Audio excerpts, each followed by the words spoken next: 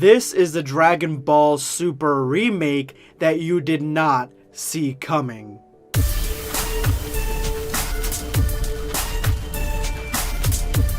Prepare yourself, Dan Saiyan. Smash that like button if you're new to the channel. Make sure to hit that subscribe button and turn on notifications. That way you never miss a video. Unfortunately, if you were here last night, we had a glitched upload on Dragon Ball Infinity Chapter 8. And it is a mess, really, the way that YouTube puts out some of these videos, and it always seems to happen at the very beginning or the very end of the month. So I actually took it down, and I'm gonna go ahead and re-upload it in a few days for those of you guys, which is the majority of you guys, who have not seen it, haven't got a chance to see it. So make sure you keep your eyes peeled for Chapter 8, and then right after Chapter 9, that will be dropping in a few days. But today, I got something special for you guys. This is the Dragon Ball remake that you guys are not ready for. But I'm going to show it to you guys anyway, because this is the kind of content that we don't really see a lot of in the Dragon Ball Super community, because a lot of Dragon Ball Super fan mangas and fan concepts, they take the pre-existing characters, the pre-existing story of Dragon Ball Super, and change little things here and there, make what-ifs around it, or just do spin-offs entirely. This is an entire remake, not only of the Super story, but also of, very specifically, the character designs. This is a huge character redesign of 16 characters plus.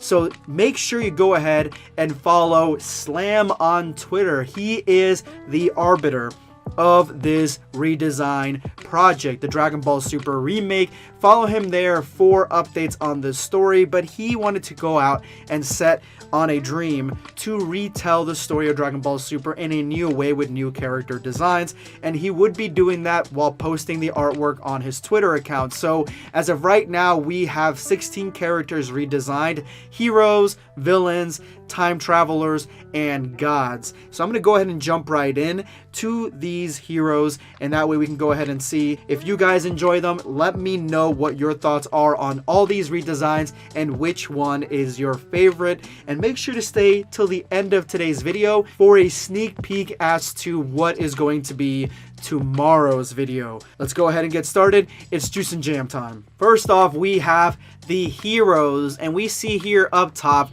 Caulifla and Goku. Now, Goku doesn't have much of a redesign in this, besides the fact that his wristbands are orange. That's basically it. And they're talking to each other. Caulifla is challenging him to a rematch, and Caulifla is the one that looks the most different from her original design. Of course, she still has the tank top, but now she's got these white gloves, she's got multiple earrings, and she's got this sort of sash like the old school Broly has around her waist. That is something that's going to be prevalent through a couple of these redesigns, specifically with the Universe 6 Saiyans. It's almost like their culture, that part of what makes Planet Sadala, and I definitely dig that. So let me know if you like this Caulifla redesign.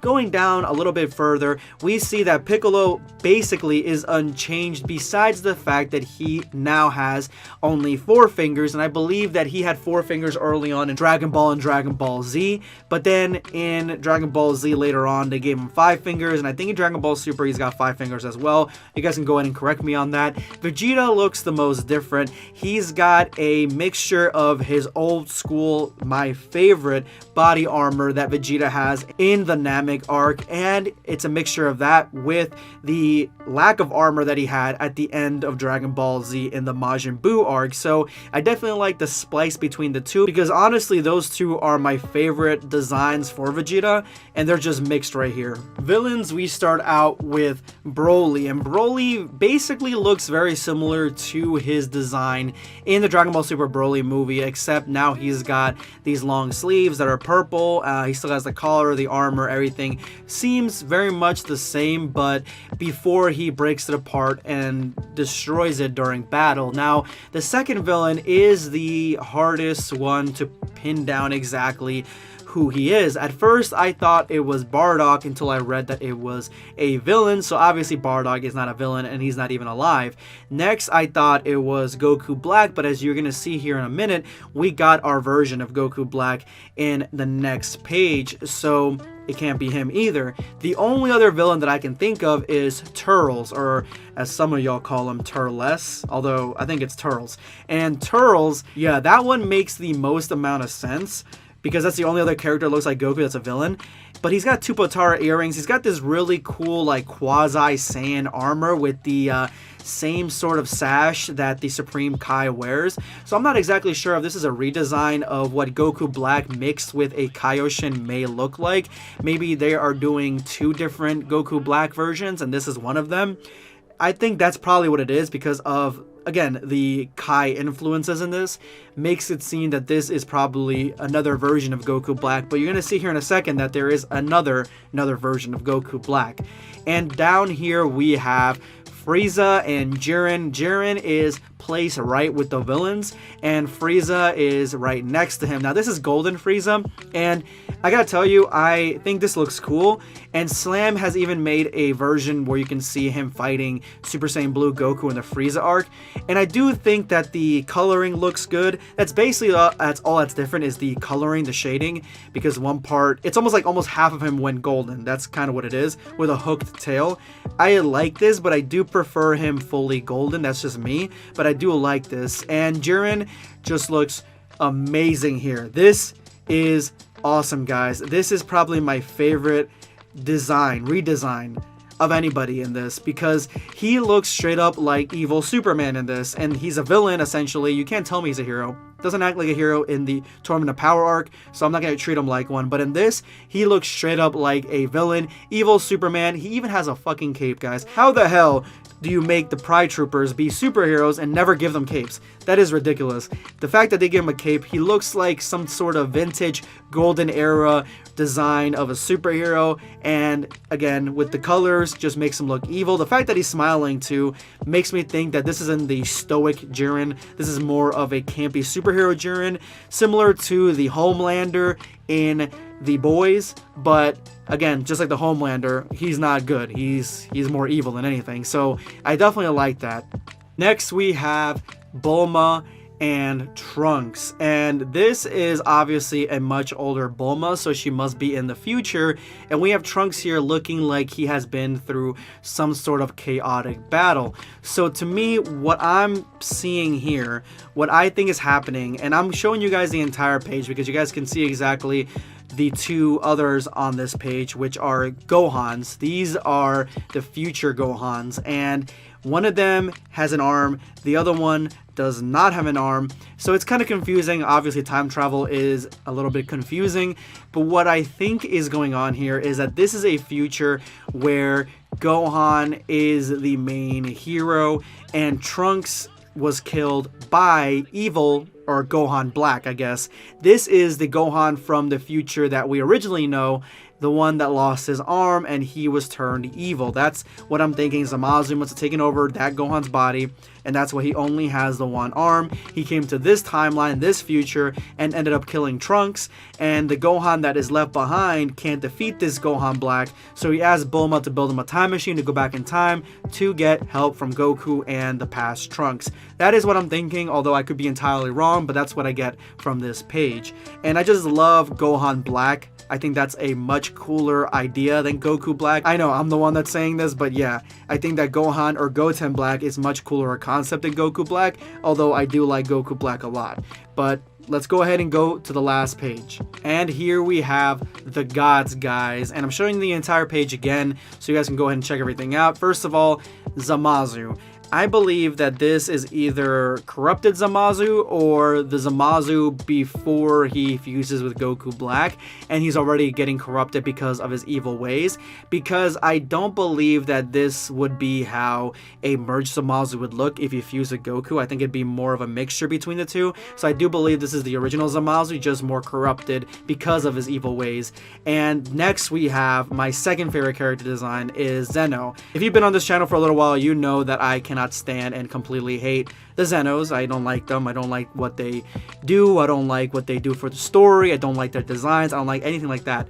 This is a Zeno that I can get up behind of. This is someone that looks like he is more powerful than anything. He looks more like a Cuphead figure, if anything, but it gives him this creepy, ominous look. And I do like the color palette that is black and white. I think that looks the best, more divine type of look.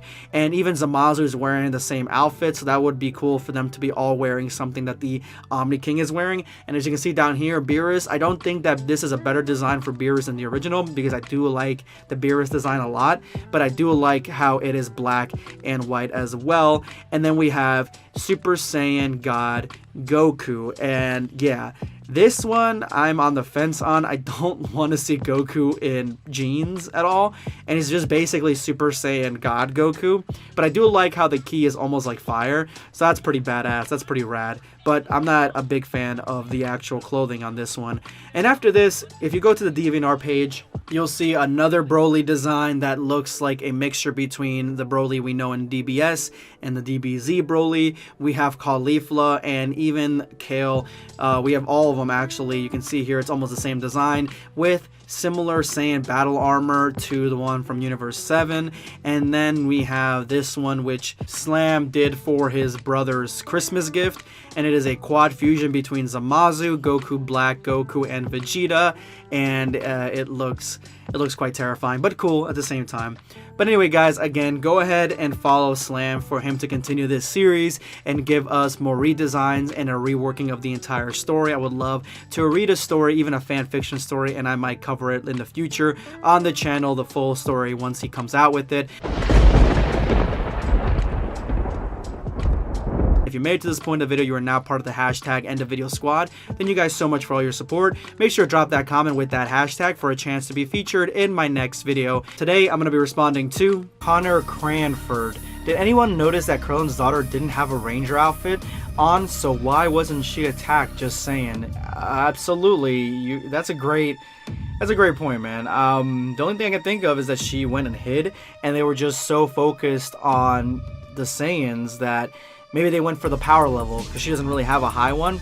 So they went to the two Saiyans trying to fight them, and then they realized that they had a ranger outfit on. So I guess then after that, she would have to still remain in hiding unless they come back. But they did scurry off right away. Either way, very good question. Thank you so much for your comment. This is going to be Blackscape signing off. Take care, guys.